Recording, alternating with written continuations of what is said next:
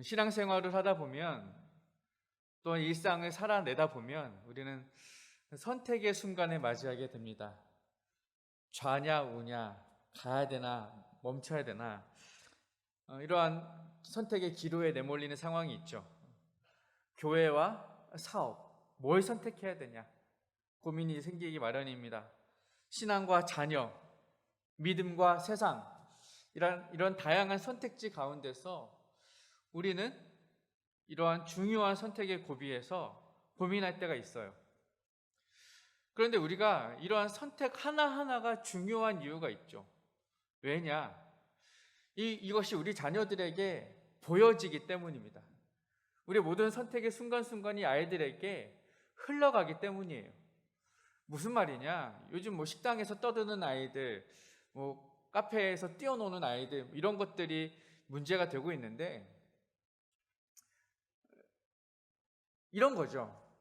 우리 아이가 식당에서 막 뛰어다니면서 다른 손님들이 식사하시는 것을 방해하고 눈살이 찌푸리게 하는데도 부모가 그냥 내버려 둔다. 가만히, 그래 너는 뛰어놀아라, 마음껏 뛰어놀아라, 집에서 못 뛰어놀았으니 이 넓은 식당에서 마음껏 놀아라고 뛰어놀아라 이렇게 두면은 아이 입장에서는 어떤 느낌을 받느냐? 아이 입장에서 받는 메시지는 식당은 뛰어노는 곳이구나 라는 메시지를 받는다는 거예요. 부모가 설령 그런 의도가 아니더라도, 설령 부모는 식사하고 아이를 돌봐야지, 빨리 먹고 아이를 챙겨야지 라는 생각으로 잠시 방치하였더라도 아이는 한편에서 다른 메시지를 받을 수 있다는 거예요. 신앙생활에서도 비슷한 경험할 수 있는데, 예를 들어 부모가 우리 조카 결혼식이 있어. 우리 조카 결혼식 꼭 가야지. 그래서 이 고민하다가 주일날 예배를 빠뜨리고 조카 결혼식을 간다고 가정을 해봅시다. 그런 일은 없어야겠지만, 그러면 우리 자녀가 받는 메시지는 뭐냐? 우리 부모님이 주일을 꼭 지키고 싶었는데 이번 주에는 어쩔 수 없이 결혼식을 가셨구나, 이렇게 메시지를 받는 것이 아니라, 주일은 일이 있으면 빠져도 돼, 꼭 주일을 반드시 지킬 필요는 없어라는 메시지를 받는다는 거죠. 그러니까 아이들은 이 모방 행동이라는 이 기제를 가지고 있잖아요. 그러니까 부모들이, 성인들이, 혹은 내가 롤 모델로 삼는 누군가가 하는 행동을 따라 하려는 그러한 본능을 가지고 있어요. 그러니까 이런 부모님이 의식 중에 혹은 무의식 중에 행하는 행동이나 선택이 아이에게는 훗날에 나도 이러한 과정에서는 이런 선택을 해도 되는구나, 혹은 이런 선택을 해야겠구나라는 은연중에 결정을 하게끔 가르친다는 거죠. 그렇게 영향을 미친다는 거예요.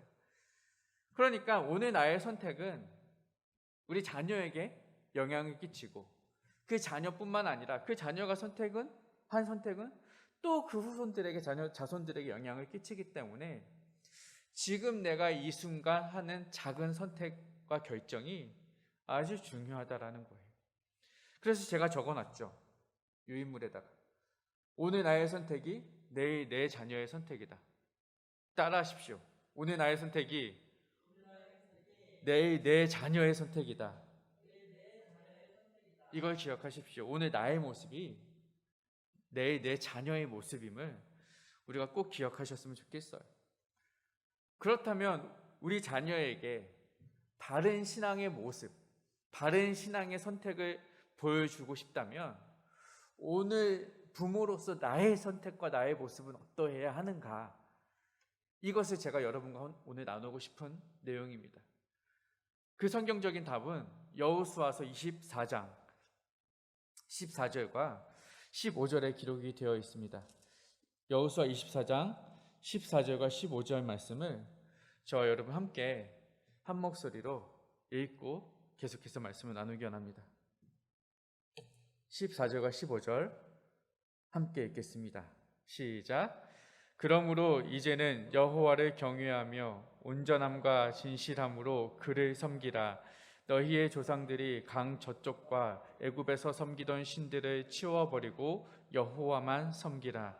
만일 여호와를 섬기는 것이 너희에게 좋지 않게 보이거든 너희 조상들이 강 저쪽에서 섬기던 신들이든지 또는 너희가 거주하는 땅에 있는 아모리 족속의 신들이든지 너희가 섬길 자를 오늘 택하라. 오직 나와 내 집은 여호와를 섬기겠노라 하니. 아니, 아멘. 아멘. 오늘 본문을 보면 우리가 어떤 선택을 해야 할 것인가를 두 가지로 이야기해 주고 있습니다. 첫 번째는 오늘 선택하라는 것이고요.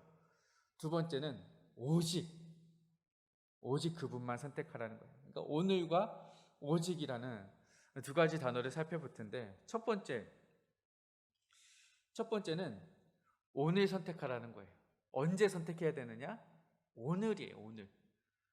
내일로 미루지 말고 오늘입니다. 인디언들의 이야기를 좀 나누고 시작하고 싶은데 아메리카 대륙에 살고 있던 원주민 인디언들이 1900년대 들어서 그 인구가 90%가 사라져요. 그 오랫동안 유지해오던 인구의 90%가 싹 사라지고 겨우 10%만 살아남아서 인디언 보호구역이라는 작은 테두리 안에, 울타리 안에 갇혀서 살아가게 되는 안타까운 일이 발생을 하는 거예요. 그 이전만 해도, 신대륙이 발견되기 전만 해도 그 아메리카 대륙을 호령하고 살아갔던 인디언일 텐데 왜 그들이 그토록 급격한 몰락을 경험해야만 했을까? 그것은 두 가지 이유로 살펴볼 수가 있어요. 첫 번째는 자연적인 요인이고 두 번째는 사회적인 요인이에요. 자연적인 요인은 뭐냐? 출산 감소일 수도 있겠고 질병이나 전쟁, 기근, 식량의 감소 등등의 원인이 있을 것이고요. 제가 이야기하고 오늘 논하고 싶은 두 번째 이유, 사회적인 요인은 뭐냐? 이거예요. 사회가 발달하고 과학과 문명이 발달함에 따라서 인디언 부족 안에 전기가 들어오기 시작합니다. 근데 이 전기가 들어오기 전과 후로 이 인구의 감소의 차가 급격하게 달라지게 되는데 무슨 이야기냐? 전기가 없었을 때는 인디언 부족들이 모여서 뭘 했느냐? 저녁이 되면 전기가 없으니까, 불이 없으니까, 램프가 없으니까 모닥불 피워놓고 그 둘레에 모여 앉는 거예요. 방에 들어가거나 집에 들어갈 이유가 뭐가 있어요? 껌껌하고 볼 것도 없고 놀 것도 없고 닌텐도도 없고 플스도 없고 컴퓨터도 없고 노트북도 없어요. 스마트폰 없어요. 뭐 하겠어요? 모닥불 옆에 모여서 3, 4, 5 모여서 고구마 까먹고 옥수수 구워 먹고 할머니 품에 앉아서 할아버지 어깨에 기대서 옛날 얘기 듣는 거예요. 할머니 할아버지가 들려주시던 옛날 이야기. 누구 이야기? 인디언 부족들의 위대한 이야기들, 즐거운 이야기들, 교훈적인 이야기들, 용맹한 스토리들을 할머니들이 할아버지들이 이야기해 주는 거예요. 야, 유진아, 너희 할아버지 늑대와 함께 춤을이란 할아버지가 있으셨는데 그 할아버지는 말이야 전에 30년 전에 저쪽 부족이 쳐들어왔는데 혼자 나가셔서 17대 1로 싸우고 이기셨어. 그러면 어린 꼬맹이 남자 인디언 아이는 어떤 느낌을 받아요? 와, 우리 할아버지 정말 멋지시다. 나도 크면 우리 늑대와 함께 춤을 할아버지처럼 용맹하고 멋진 인디언이 되어야겠다. 이런 도전을 받는 거죠. 이런 자긍심을 갖는 거죠. 이런 정체성을 세우는 거예요. 나는 인디언인 것이 너무나 뿌듯하고 자랑스러워. 야, 너희 할머니 주먹 쥐고 일어서는 옛날에 우리 기근이 들어서 먹을 것이 없었는데 말이야. 아주 큰 지혜를 발휘하셔서 우리가 추운 겨울에도 배고프지 않고 이겨낼 수 있었어. 그러면 어린아이는 또 느끼는 거예요. 내가 우리 할머니처럼 지혜로운 할머니가 되어서 우리 인디언 부족을 잘 살려내고 흥왕하게 하고 이 지역 내에서 최고로 가는 부족으로 만들어야겠다. 이런 생각을 하는 거예요. 이것이 인디언들이 그 명맥을 유지해 올 수 있었던 중요한 요인이었는데 문제는 뭐예요? 뭐가 들어왔다고요? 그 지역에 전기가 들어오는 거예요. 전기가 들어와요. 집에 불이 켜져요. 굳이 저녁이 돼도 밖에 나갈 필요가 없어요. 집 안에서 시간을 보낼 수가 있어요. 텔레비전이 나오네? 와, 신기한 문명이야. 문물이야. 우리가 사는 곳 밖에서는 저런 일들이 벌어지고 있구나. 너무나 재밌어요. 만화 영화가 너무나 즐거워요. 개그 콘서트 없어졌나? 너무 재밌어요. 요즘은 뭘 봐야 되죠? 동네 놈들 너무 재밌어요. 막 보니까 굳이 할머니 할아버지 이야기 들을 필요가 없어. 더 재밌고 더 신나고 더 멋진 이야기들이 TV 속에, 세상 속에 가득한 거죠. 그러면 나는 저 TV를 보고 나니 인디언 부족보다 더 멋있는 세상이 저 밖에 있네? 나가봐야겠다. 경험해봐야겠다. 나도 뉴욕시리 한번 가봐야겠다. 이런 거예요.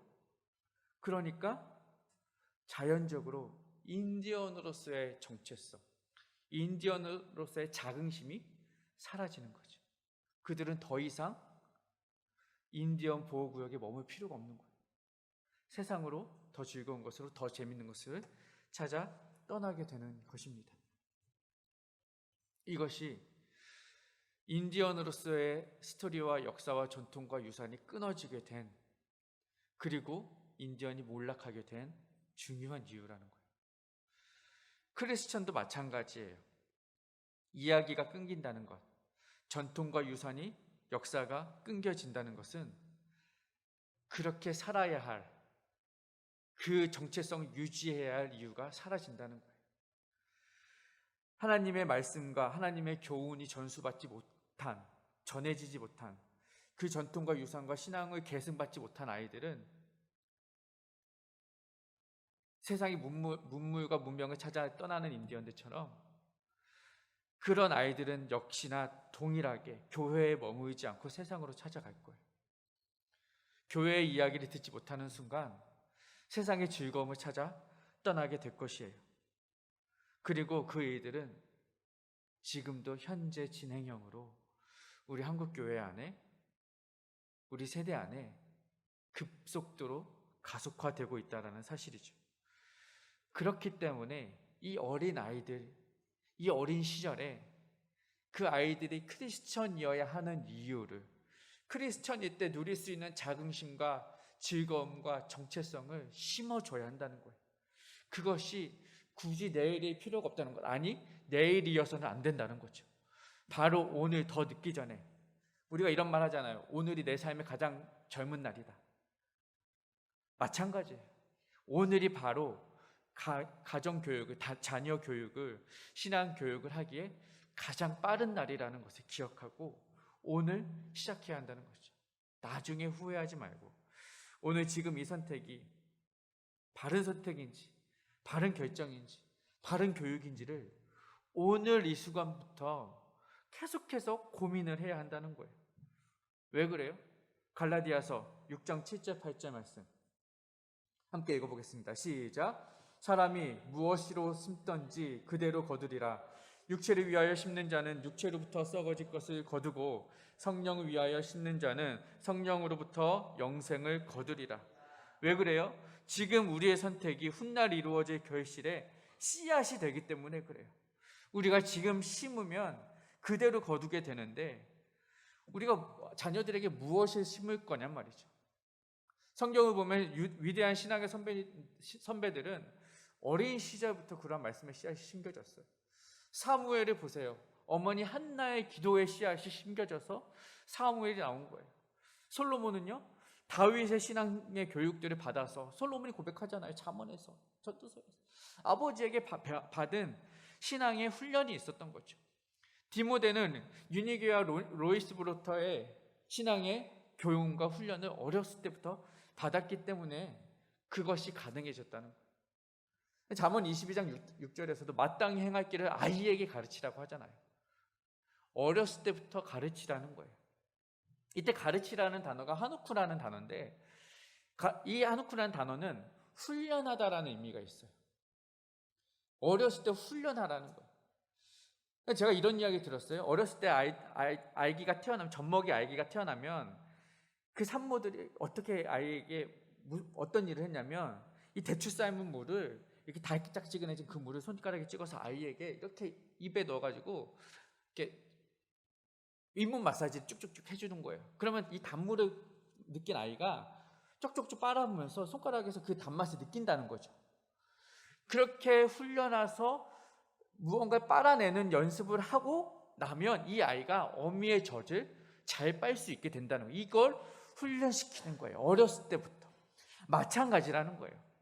신앙의 훈련을 어렸을 때부터, 젖먹이 때부터 쪽쪽 빠는 연습을 시켜야 나중에 그 아이가 어미의 젖을 빨고 자라나는 것이고, 나중에 단단한 식물도 씹어 먹을 수 있는 훈련이 이 젖먹이 때부터 시작이 된다는 거예요. 그것을 하자는 거예요. 그것을 더 늦기 전에 오늘부터 하자는 거예요. 우리 아이가 더 어릴 때, 한 살이라도 하루라도 더 어릴 때 그 말씀을 가르치는 일을 우리가 해야 한다는 거죠. 그러니까 이 말씀을 듣고 계신 부모님들, 오늘부터 시작하십시오. 오늘부터 결정하고 결단하는 거예요. 여기 제가 유인물에 168대 1이라고 적어놨는데, 168이 무슨 의미냐? 한 주가 168시간이에요.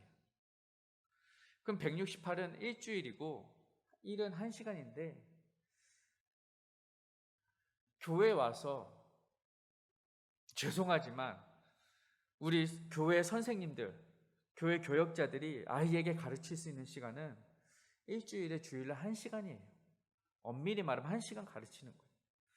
그런데 부모들은 168시간 아이들과 함께 양육하며 교훈하며 가르치며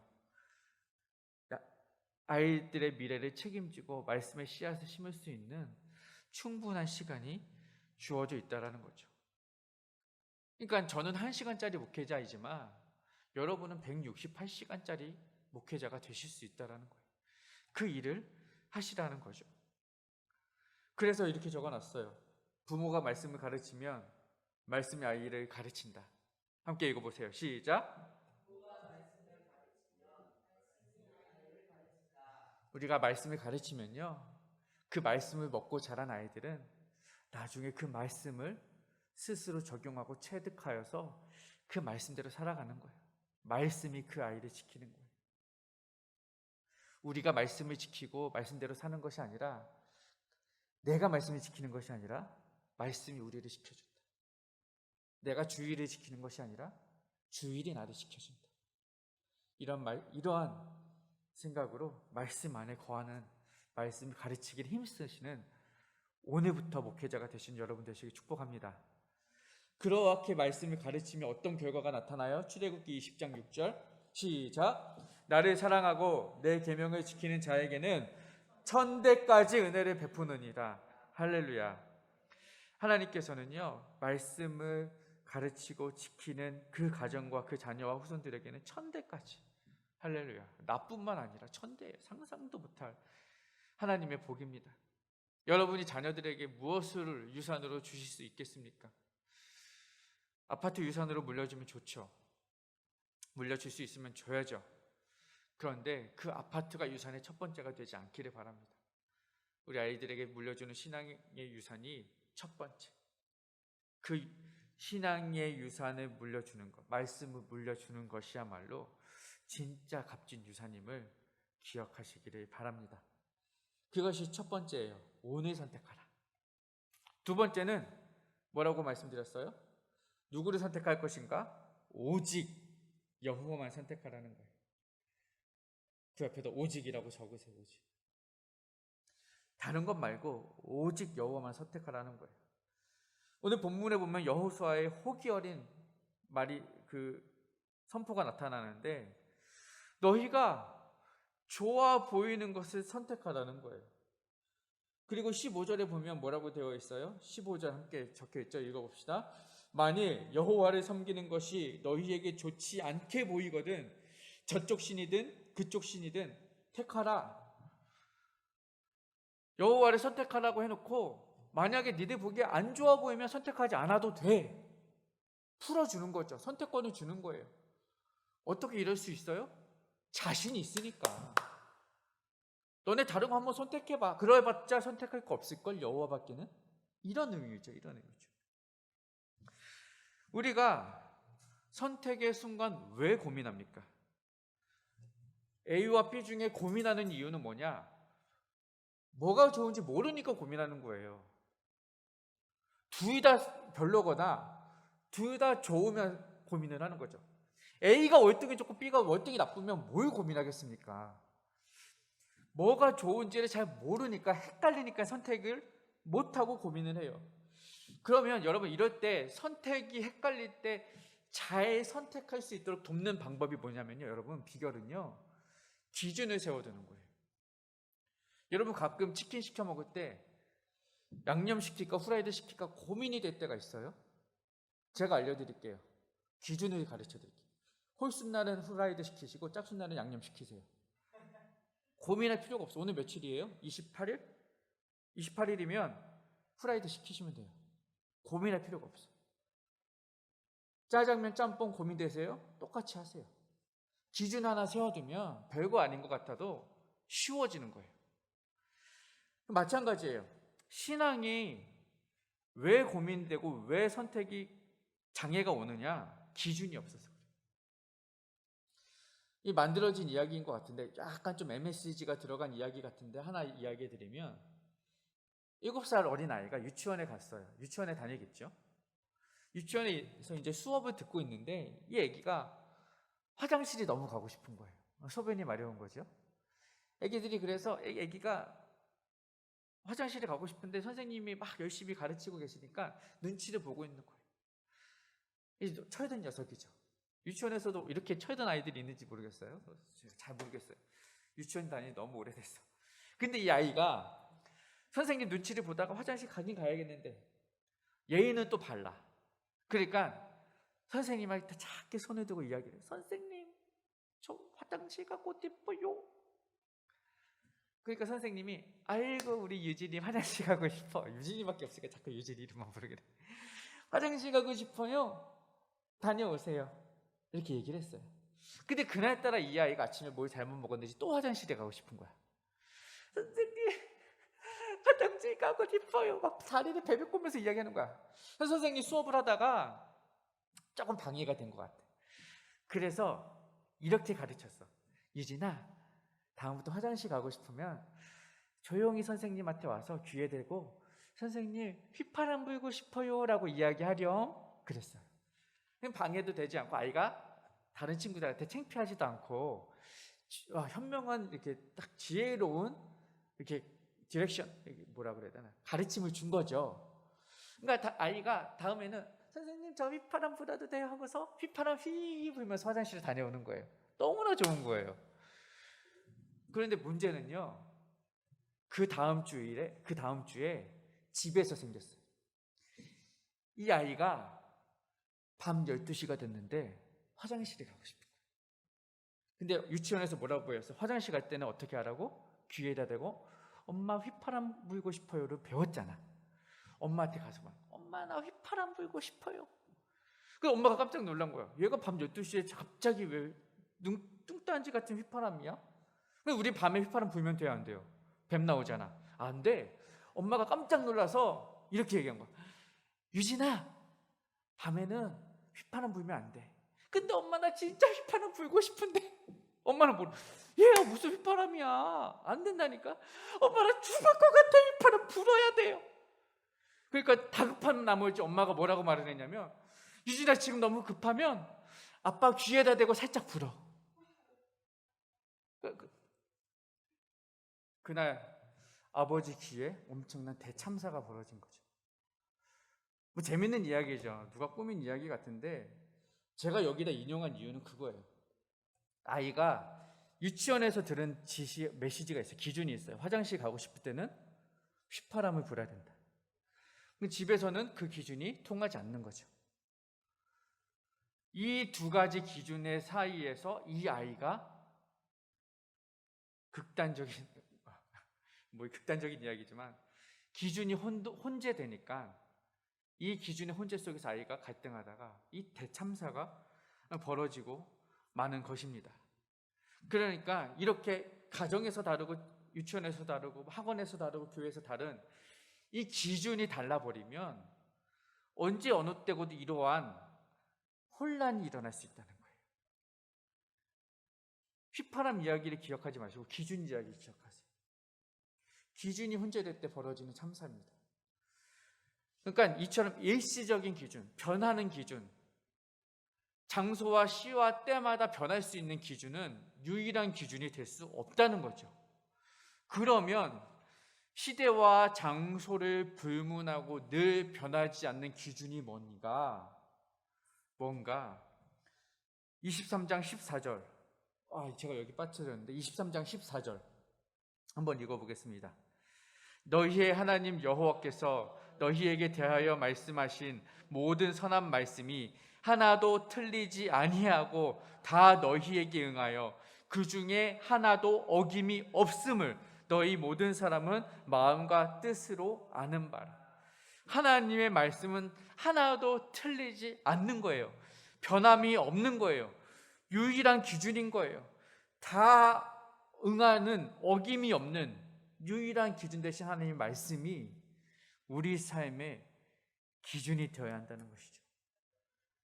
말씀드렸죠. 기준이 없을 때 헷갈리는데 기준이 있으니까 우리는 이제 헷갈릴 필요가 없는 거예요.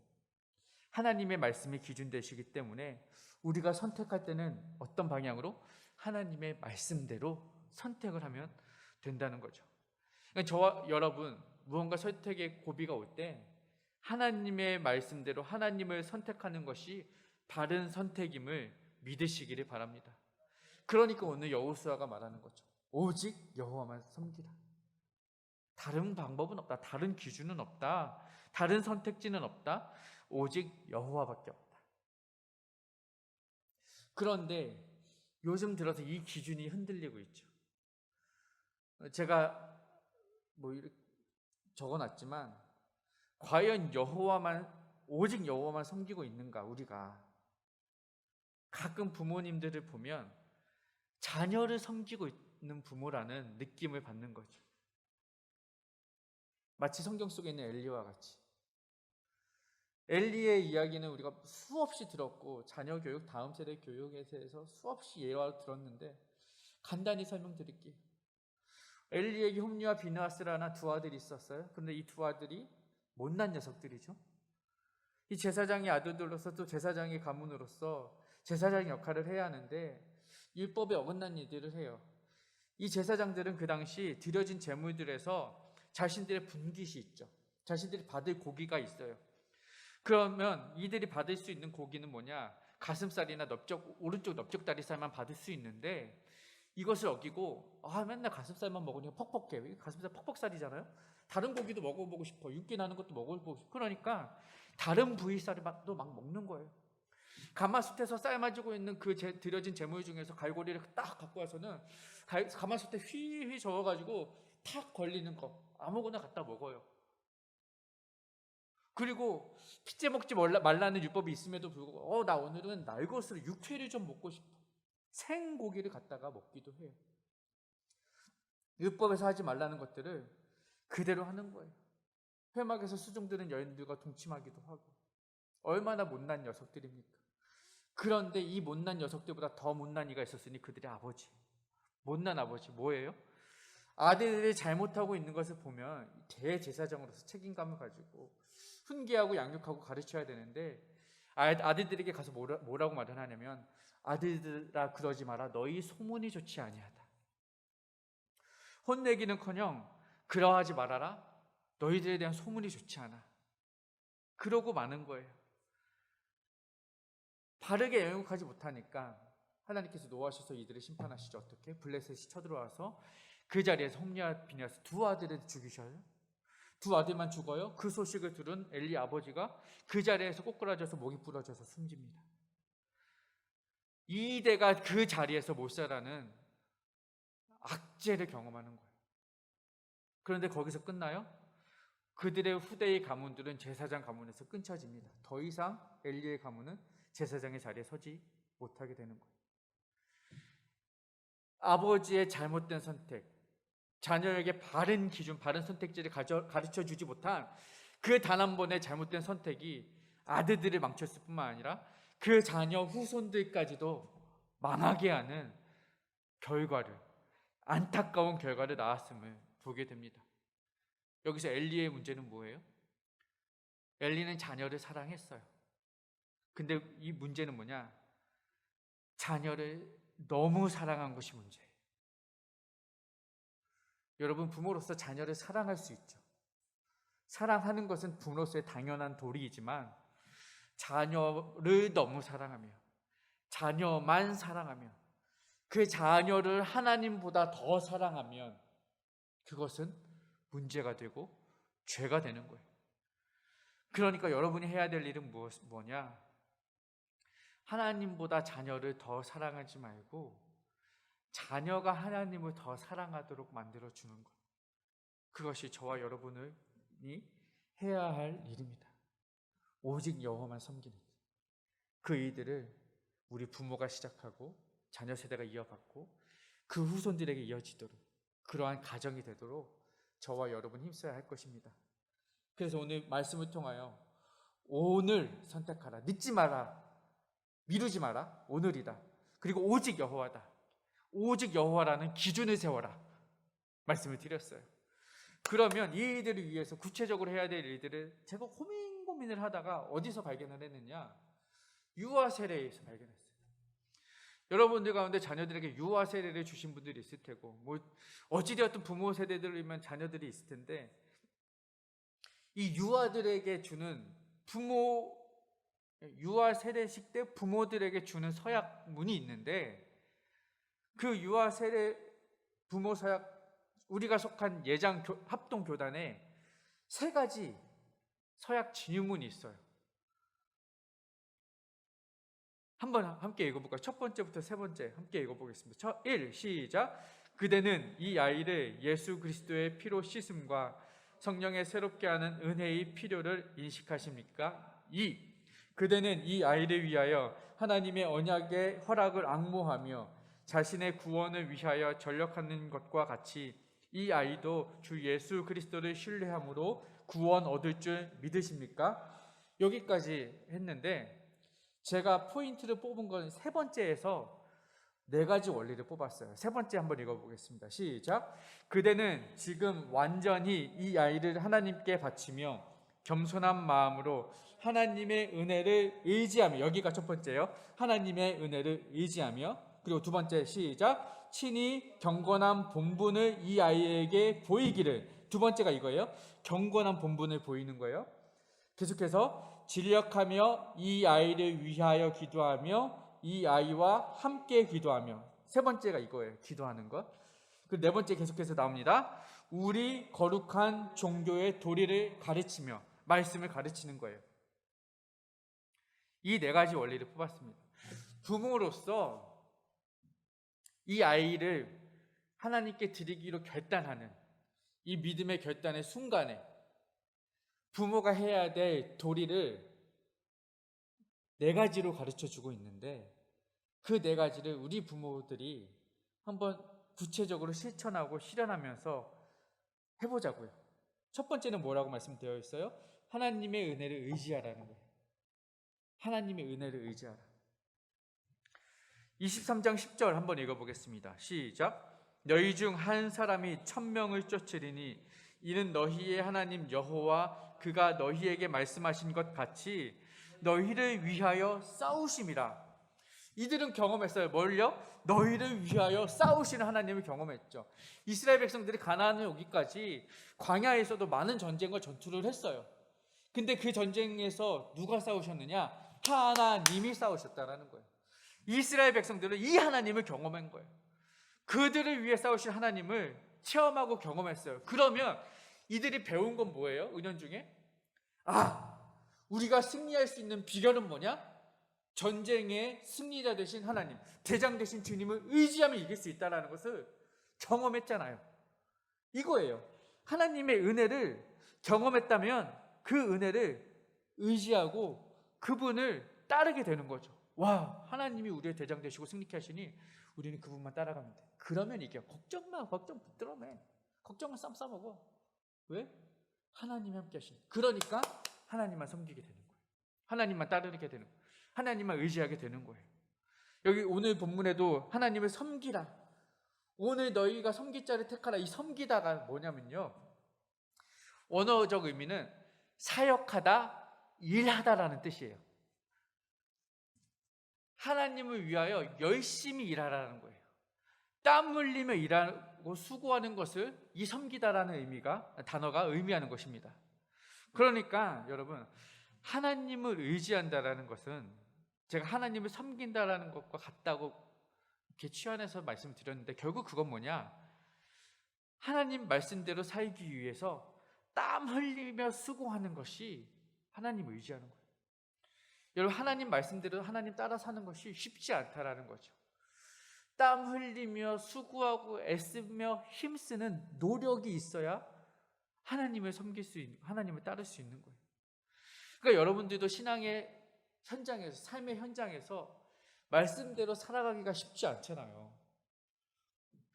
그러니까 그 세상의 도전 앞에서, 그 세상의 장벽 앞에서 신앙을 지키며 살려면, 하나님만 의지하며 살려면 부단히 노력을 해야 되는 거예요. 부단히 노력하지 않으면, 치열하게 고민하지 않으면 하나님 말씀대로 살기가 어렵다니까요. 살아보셔서 알잖아요. 그러니까 구체적으로 그 삶이 실현되도록 힘쓰고 애써내야 한다는 거죠. 우리가 말로 하는 건 쉬워요. 아이들에게 말로 가르치는 건 쉬워요. 저도 말씀을 가르치는 교사이지만 어쩌면 강단에서 이렇게 선포하는 것은 가장 쉬운 일이에요. 강단 밑에서의 삶이 더 힘든 거라는 거죠. 내가 선포한 대로 살아내는 것이 힘들다는 거예요. 여러분, 아이들에게 삭개오 이야기 가르쳐요. 옛날에 삭개오라는 세리가 살았는데 예수님이 오신다는 이야기 듣고 예수님은 너무너무 보고 싶어서 뽕나무에 올라갔단다. 왜냐하면 삭개오는 키가 너무 작았기 때문이야. 얘들아, 그런데 말이야, 그 삭개오가 예수님 만나니까 어떻게 된 줄 알아? 자기 재산을 팔아가지고 가난한 사람을 도와주고 예수님을 모시고 예수님 변화받고 살았더래. 뭐 이런 이야기를 하는 건 쉽죠. 그러고 가르치고 나서 말을 해요. 퀴즈. 삭개오의 직업은 무엇이었을까요? 저요 세리장이요. 정답 100달란트. 이거는 쉽다는 거예요. 그런데 그 삭개오가 예수님을 만나고 난 이후의 삶, 어떤 삶을 살아요? 자신의 것을 다 내려놓고 포기하고 변화된 삶을 살았잖아요. 베풀고 나누는 삶을 살았잖아요. 내가 삭개오를 가르쳤지만 정작 삭개오처럼 내 재산의 절반을 다 팔아서 나눠주고 빚진 것 다 갚고 그런 삶을 살아내고 있는가? 그건 어렵다는 거죠. 성령의 9가지 열매, 얘들아 기억하니? 사랑과 희락과 화평과 자비와 양성과 충성과 온유와 실제. 가르쳐. 왜요? 첫 번째 뭐라고? 사랑과 희락과 화평. 틀렸어. 순서 틀렸어. 사랑, 화평 아니야. 9가지 막 암송하게 시켰어요. 그래서 유진이가 9개 뭐야? 잘했어. 우와! 1000달란트. 선물 주는 건 쉬워요. 그런데 사랑과 희락과 화평과 그 성령의 9가지 열매를 내 삶에서 맺는 절실하는 삶을 살아내고 있는가? 부모로서 진짜 사랑하는 삶을 살고 있는가? 정말로 희락, 기쁨의 삶을 살고 있는가? 어떤 순간에서도 항상 기뻐하는 삶, 그 성령의 열매를 맺어내고 있는가? 자녀들이 볼 때 우리 어머니는 항상 사랑하고 항상 희락과 화평하고 이웃들에게 화도 내지 않는 그런 삶을 살아내고 있는 것을 보여주는 삶은 어렵다는 거죠. 무슨 말이에요?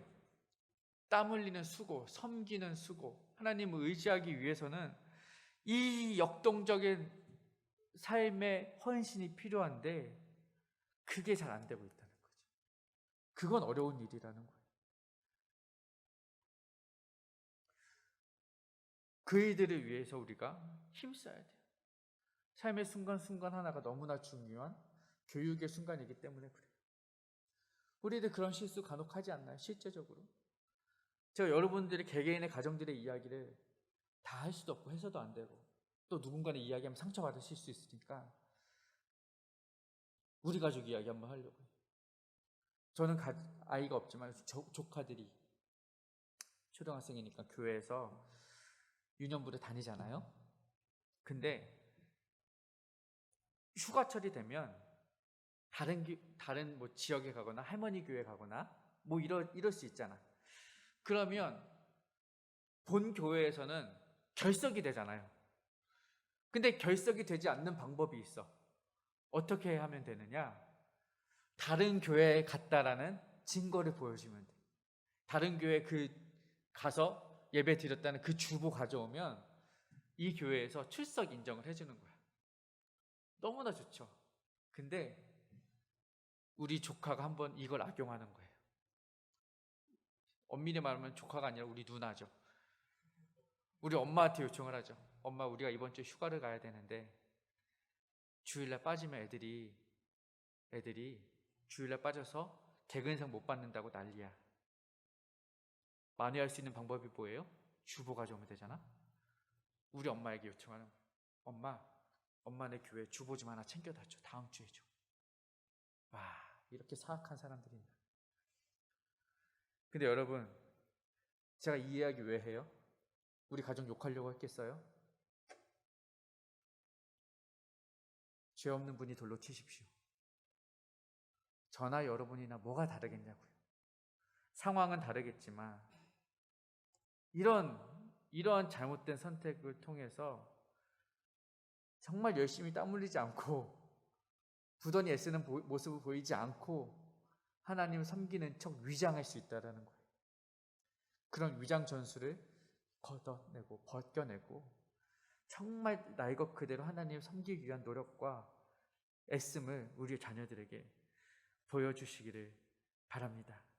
믿는다는 부모가 열심히 섬기는 모습을 보이지 않는다면 그 믿음은 죽은 믿음이에요. 자녀를 죽이는 믿음이죠. 다음에도 우리 아이들에게 주일에 빠지고 주보 갖다 줄게라고 회유할 수 있는 근거가 생기는 것입니다. 하나님을 믿어라 라고 말로 하지 말고 하나님을 믿음으로 얼마나 내가 많은 복을 받았는지, 그 은혜를 받았는지 아이들이 믿어지게끔 살아내십시오. 그것이 하나님의 은혜를 의지하는 삶입니다. 두 번째는 뭐예요? 경건한 본분을 보이라. 여호수아서 24장 읽겠습니다. 시작. 여호와께서 또 모든 백성과 이 땅에 거주하던 아모리 족속을 우리 앞에서 쫓아내셨습니다. 그러므로 우리도 여호와를 섬기리니 그는 우리 하나님이시니이다 하니라. 아멘. 15절에 보면 여호수아가 선포했죠. 뭐라고요? 오직 나와 내 집은 여호와만 섬기겠다 선포했어요. 그리고 너희도 선택해라 했죠. 너희 보기에 좋은 거 선택하라고 옵션을 줬죠. 그랬더니 18절에서 백성들이 선택을 하는 거예요. 뭐라고요? 후반절에 그러므로 우리도 여호와를 섬기겠다. 뭐냐? 여호수아의 선택이 다른 수많은 백성들에게 본이 된 거죠. 이 선택 결정 하나가 다른 많은 이들을 결정하도록 돕는 경건한 본이 된 거예요. 본이 된 거예요. 여러분, 하나님을 선택하겠다라는 선택은 누군가에게는 또 다른 본이 될 수 있습니다. 내가 그렇게 살아가는 것이 누군가에게 영향을 끼칠 수 있다는 거예요. 여러분이 하나님의 은혜를 경험하셨다면 하나님의 은혜를 의지하는 삶을 통하여 그 열심히 수고하는 삶을 통하여 하나님이 나와 함께 하시면 경험하셨다면 그 은혜를 흘려보내는 본이 되시기를, 축복의 통로가 되시기를 주님의 이름으로 축원합니다. 이 본이 되는 삶은 너무나 중요한 거예요. 예수님도 말씀하셨죠. 제자들의 발을 씻기시고 뭐라고 말씀하셨어요? 내가 너희를 사랑한 것 같이 너희도 서로 사랑하라. 예수님이 먼저 본을 보여주셨고 그러니까 너희도 해라는 거예요. 너희만 해라가 아니라 내가 먼저 할게. 내가 먼저 여호와를 선택할게. 너희도 해봐. 바울이 뭐라고 말을 해요? 내가 그리스도를 본받는 것 같이 너희는 나를 본받는 자가. 신앙의 모델이 되어준다는 것은 너무나 중요한 일입니다. 그러므로 여러분들이 자녀에게 그러한 모델이 되어주셔야 돼요. 본이 되어주셔야 돼요. 본. 자녀들에게 본이 되어줄 수 있는 중요한 방법 하나는 뭐냐? 거기 적었죠. 부모의 이야기를 들려주는 거예요. 부모의 이야기. 주일학교 사역을 오래 했는데요. 청소년 사역도 오래 하고 하다 보면 부모님들이 가정에서 어떻게 하는지 다 보이죠. 서전사님 그렇죠. 우리 시사님도 경험하실 거예요. 심지어 아이들을 만나서 주일날 몇 분 이야기하다 보면 어젯밤에 집에서 무슨 일이 있었는지, 어젯밤 저녁 식탁 반찬이 무엇이었는지, 어젯밤 엄마와 아빠가 무슨 일 때문에 싸웠는지를 저는 주일날 교회에 앉아서 아이들에게 다 들을 수 있어요. 애기들은요 거짓말을 안 하거든요. 못 하거든요. 왜요? 엄마들이 그렇게 가르치잖아요. 거짓말하면 안 돼. 그러니까 아이들이 다 이야기해요. 그러니까 아이들은요 가정을 그대로 투영하는 투영체죠. 다 볼 수 있어요. 그러니까 아이들은 무엇이 되었든 그것을 보고 그대로 듣고 그대로 따라하는데, 여기도 적었지만 아이들이 배울 수 있는 주체는 딱 두 가지예요. 첫 번째가 부모이거나 두 번째는 세상입니다. 어떤 주체가 되었든 아이를 가르치긴 가르쳐야 되는데, 부모가 가르치지 않으면 세상이 가르친다는 거죠. 세상이 가르치도록 방관하지 아니하려면 부모가 본이 되어서 가르쳐야 한다는 거예요. 그러므로 여러분, 신앙의 선배로서 여러분의 이야기를 아이들에게 가르쳐 주십시오. 제가 볼 때는 저도 설교자이지만 설교를 통해 은혜 받고 변화되는 것도 좋지만, 때로는 간증이 더 은혜가 되고 간증이 더 감동이 되어서 간증이 기억에 남는 경우가 많더라고요. 왜? 그건 실제니까. 살아낸 이야기니까. 그러니까 부모가 아이들에게 더 잘 가르쳐 줄 수 있는 것은 그냥 성경 이야기일 수도 있지만, 내 이야기를 가르쳐 줄 때 아이에게 더 큰 교훈이 되고 효과가 나타날 수 있다는 거예요. 그러니까 이야기를 꾸며서 만들어서 내서 하라는 게 아니라 지금까지 여러분이 살아오면서 느끼셨던 하나님의 은혜의 이야기들을 흘려보내는 거예요. 여러분의 삶 자체가 스토리가 되어서, 여러분의 삶 자체가 내러티브가 되어서 그 인디언 이야기처럼 그 이야기를 흘려보내며 아이들이 느끼는 거예요.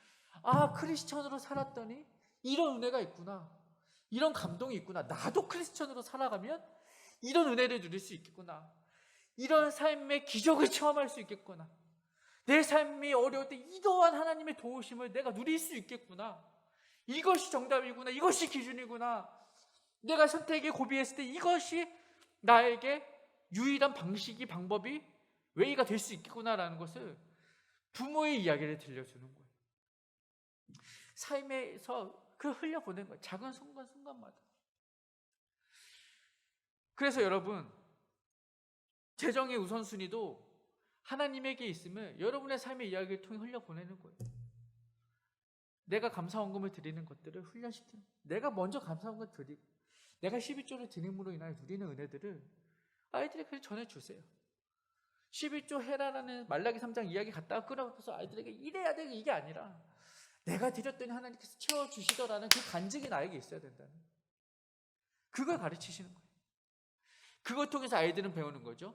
재정의 우선순위는 하나님께 있구나. 말로 하지 않아도 배우는 거예요.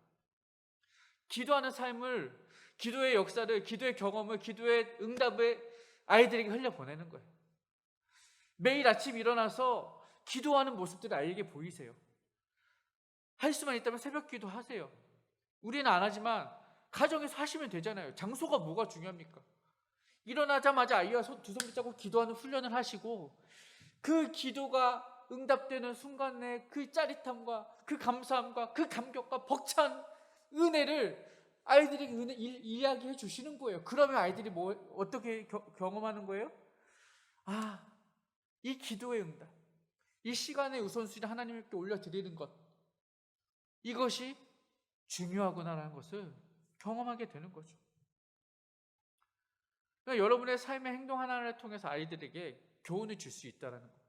주일날 아침에 오실 때 가장 예쁜 옷 챙겨 입으세요. 가장 예쁘게 씻으시고, 그래서 예배가 가장 중요한 순간이라는 것을 보여주세요. 예배 시간에 늦으면 뛰는 신용이라도 하시고 유튜브 5분 전에 틀으세요.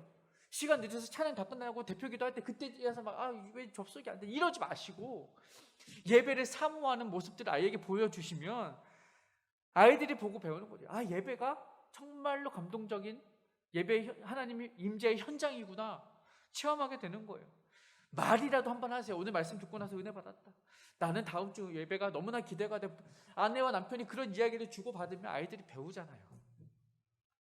그거 하나하나 하시라는 거예요. 그렇게 아이들은 우리들에게, 부모 세대에게 본을 받는 거예요. 그것이 여러분이 신앙의 선배로서 아이들에게 보여주셔야 할 경건의 본이 되는 것입니다. 세 번째 읽겠습니다. 시작. 아이를 위해 아이와 함께 기도하라. 이스라엘 백성들이 여호수아와 함께 하나님을 선택하기를 선택하고 나서 바로 뒤에 사사기가 이어지죠. 오늘 24장 본문 바로 뒤에 사사기예요. 사사기 1장 1절 이렇게 시작합니다. 뭐라고요? 여호수아가 죽은 후에 이스라엘 자손이 여호와께 여쭈어. 이들은요 가장 먼저 한 것은 하나님께 여쭈는 일을 한 거예요. 기도죠, 기도. 여러분 기도 어렵죠? 기도 어려워요. 기도는 호흡이라고 하니까 호흡이 쉬운 것 같이 보이지만 막상 여러분 기도하려고 앉아보세요. 가족과 친구와 친지와 나라와 민족과 여러분과 세계 평화와 모든 것들 위해 막 열심히 쏟아내면서 기도하죠. 울며 불며 토해내며 통성으로 막 기도해요. 열심히 기도하고 나서 나 기도 많이 했다고 시계 딱 보면 5분 지났죠. 기도가 참 안 돼. 여러분 그래서 기도를 어떻게 훈련을 해야 되는데 마태복음 7장 7절에 에스크 기도법 적어놨죠. 에스크 뭐예요? 요청하다잖아요. 요청하다, 구하다. 근데 요 마태복음 7장 7절 영어 버전으로 보면 그대로 번역을 하면 ask, 구하라. 그러면 너희에게 주실 것이요. 찾으라, seek. 그러면 찾을 것이요. knock, 두드리라. 그러면 너희에게 열릴 것이다. 영어로 보면 ask, seek, knock. 구하다, 찾다, 두드리다. 각각 앞에 이니셜을 빼면 ask, ask가 되죠. 요청하는 기도를 하십시오. 우리가 기도하는 방법은 다른 게 없어요. 간단해요. 구하고 찾고 두드리는 것. 그것이 기도의 가장 기본입니다. 하나님께서 우리에게 가르쳐 주신 에스크 기도법이고요. 아이와 함께 기도하라. 이게 우리 부모 서약서에서도 아이와 함께 기도하라는 것을 잘 기록했다고 저는 생각을 해요. 부모 혼자만 기도하는 사람이 아니라 그 기도를 아이와 함께 하는 거예요. 아이와 함께 기도할 때 어떻게 가르쳐 주시냐? 손바닥 기도법 가르쳐 주세요. 일단 손가락 딱 펴고서 5가지 손가락 하나씩 접으면서 기도하는 거예요. 하나님 감사합니다. 용서해 주세요. 나를 도와주세요. 그 사람을 도와주세요. 예수님 이름으로 기도합니다. 아멘.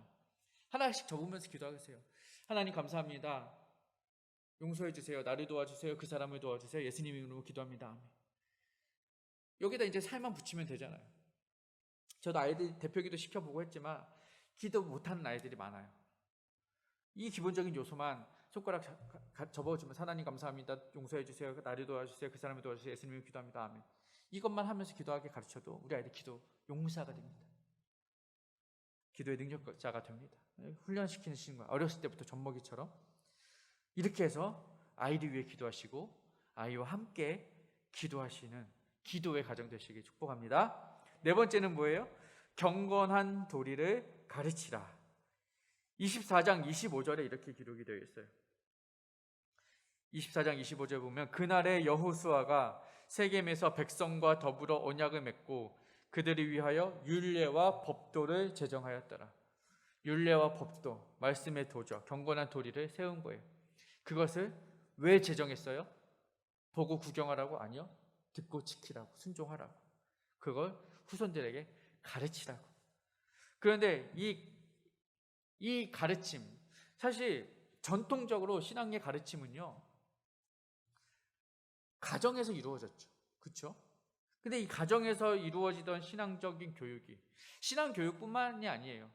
일반적인 교육은 다 가정에서 이루어졌어요. 그런데 1800년대 산업혁명이 일어나면서 이 노동자 인구가 많아지고 이 노동 인구가 하루에 15시간, 16시간씩 공장에 가서 일을 하다 보니까 아이들을 가르치고 양육할 수 있는 주체가 사라지는 거예요. 부모들이 다 현장에 나가니까. 그러니까 이 가정 교육의 주체가 어디로 갔느냐? 교회가 그 역할을 많이 맡아가기 시작했죠. 우리나라도 보세요.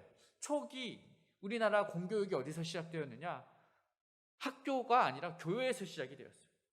교회에서 학교를 세우고 그래서 교육이 확장되었는데, 현대 교육이 그 산업혁명을 시점으로 해서 그러한 일들이 급변하기 시작을 한 거예요. 근데 이 학교 교육, 공교육이 가정에서 교회로 이양되기 시작했고, 때에 마침 미국에서 존 듀이 같은 교육학자들이 공교육을 강조하기 시작한 거예요. 학교교육을 강조하기. 그러니까 이 공교육들이 어디로 가요? 가정에서 교회로, 학교로. 가정에서 가정교육이 사라지기 시작을 한 거죠. 그때를 기초로.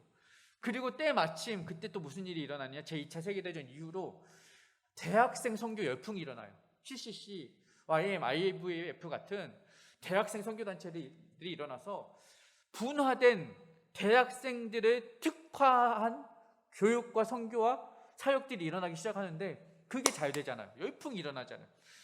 교회 교육에서 보고 느끼는 거야. 아, 특정 단체와 집단을 묶어서 사역하니까 시너지가 나더라. 괜찮네. 세분화하자. 대학생, 청소년, 주일학교, 노인부, 장애인부, 모험부, 신혼부, 사랑부. 대형교회가 되어지니까 요즘에 다 부서별로예요. 문제는 뭐예요? 부서가 되고 분화가 되고 공교육 다 가정에서 교회를 가다 보니까 가정이 교육할 게 없어지는 거죠. 가정교육의 역할은 않는 거예요. 그러니까 현대 교회에서 가장 문제시 여기는 게 이거예요. 가정의 교육을 보완하려고 공교육을 열었는데 완전히 가정의 교육을 대체해버린 거죠. 보완의 수준을 넘어서 완전한 대체로 이루어지니까 가정에서 신앙에 가르치지 않아요. 전수하지 않아요. 어떻게 해야 되는 줄도 몰라요. 왜요? 해본 적도 없고 배워본 적도 없으니까. 이게 문제라는 거죠. 그러니까 최근 교회 교육에서 이러한 흐름의 문제를 제기하기 시작하는 거예요. 이제 다시금 자녀 신앙교육의 주체성, 주권을 교회가 아니라 가정에게 넘기자, 부모에게 넘기자, 이런 운동들이 계속해서 10년 전부터 일어나고 있는 거예요. 그러니까 산업화 시대야 15시간, 16시간씩 부모가 공장에서 일하고 저녁에 들어와서 잠자기 바쁘니까 아이들이 책임질 시간이 없었지만 지금은 다르잖아요. 지금은 다시 할 수 있잖아요. 부모가 아이들에게 가르칠 수 있는 시간도 생겼고 부모의 지식 수준도 높아졌으니 가르칠 수 있는 환경이 됐다고. 그러니까 해보자라는 거죠. 그래서 라마드예요. 라마드 3번에 적어놨는데 이 라마드가 히브리어로 가르치다라는 단어예요. 그런데 재밌는 건요, 이 라마드라는 단어가 또 다른 의미를 가지고 있어요. 배우다라는 단어를 가지고 있어요. 의미를 가지고 있어요. 히브리어 한 단어가 가르치다라는 의미와 배우다라는 의미를 동시에 내포하고 있습니다. 무슨 의미인지 아시겠어요? 그러니까 이 유대인들은 생각하는 거예요. 가르치는 것이 곧 배우는 것이고 배우는 자가 가르칠 수 있는 거예요. 저도 가르치는 것을 하고 있지만 가르치기 위해서 더 많이 배우고 연구하고 준비하게 되는 거예요. 배우지 않으면 가르칠 수 없고. 그러니까 이것은 상반된 의미가 아니라, 가르침과 배움은 상반된 의미가 아니라 동의어다, 라마드다.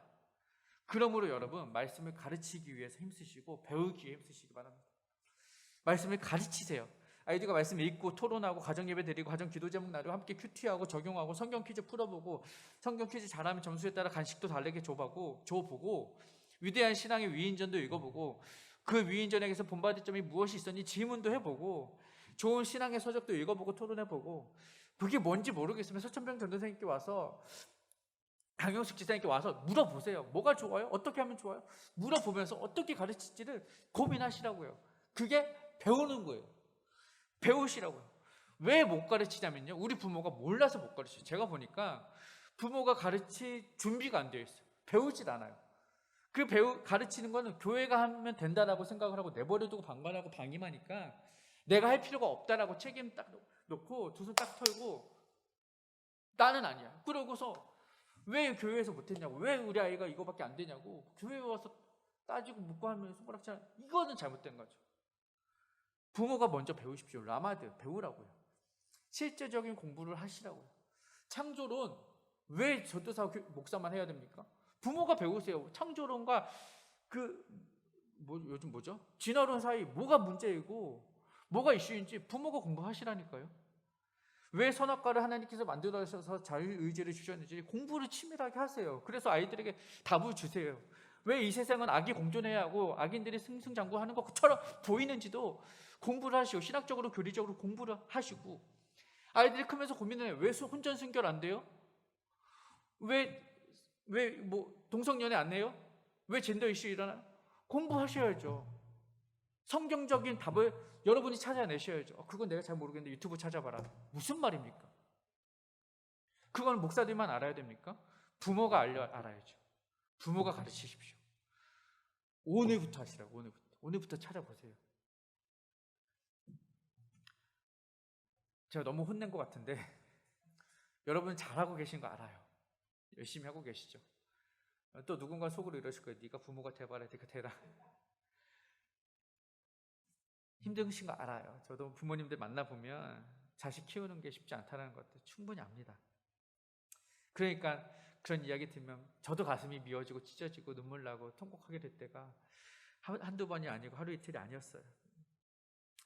그런데 여러분이 부모라면 자식 걱정 놓고 갈 수는 없잖아요.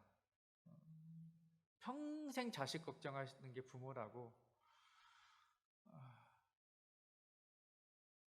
남편은 아내를 잃으면 허라비가 되고, 아내는 자식을 잃으면 과부가 되고, 자식은 부모를 잃으면 고아가 되는데, 부모는 자식을 잃어도 여전히 부모라고.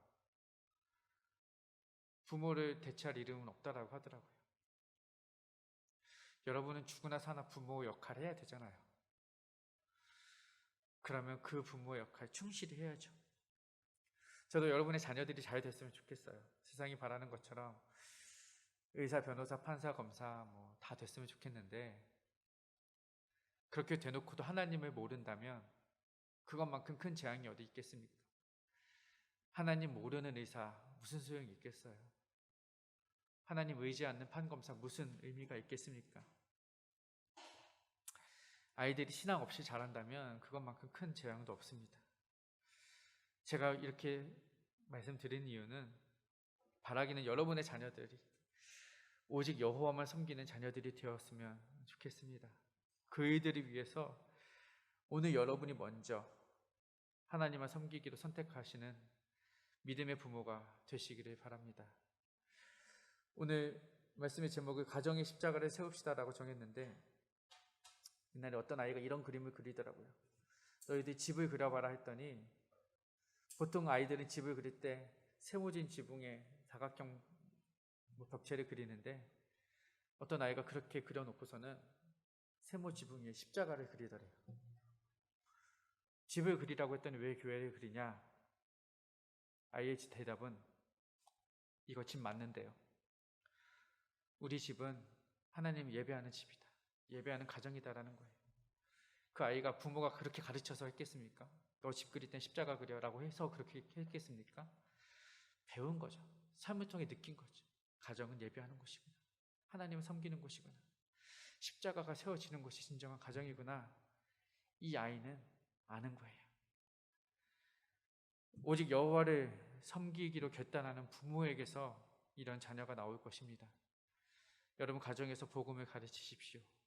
그래서 여러분의 보금자리가 되기를, 그런 아름다운 복된 가정들이 우리 따스한 교회 그리고 가정 안에 세워지기를 주님의 이름으로 축복합니다.